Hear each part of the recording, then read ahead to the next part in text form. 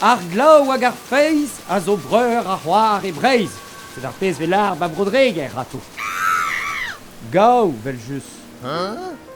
Gau, peogwir a nebeut ar arc'hlav ba bres vi ba biarritz da skouer hag ouzpenze neus ket on inat e breiz, me fer inat hervez Météo France. Var an naod etre beizant briek a bei gwaien ema an inat kenta. Avel zo, fresk a varch e an an, klou ar argon, nebeut a soarn a neus ket kemez e arc'hlav. En dro da veizant malo hag a hed ochoa reste ema an eil inat. Avel zo o fez a bepret, me brawar e an an. Wow! Gouzei on dachena ledan or tro d'ar menezare broleon hag a loden va deus brogerne. Yin e argon ne ke gwaldom an an a var ar marat e raglaou alies or vivar an naod.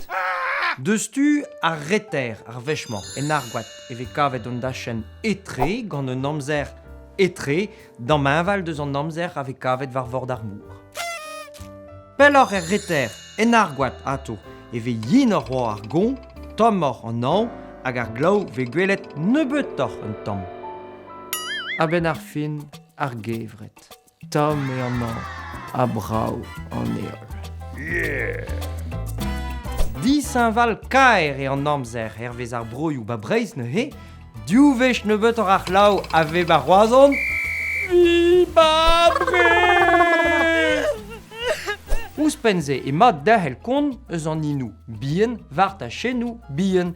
Trawar e kaout un aber, un taouarek, un draonien, vi chanj tu da roumoul d'an navel a kua an eol. Disañvel e vo an amzer ne he, eus an eil barez de ben a vechou.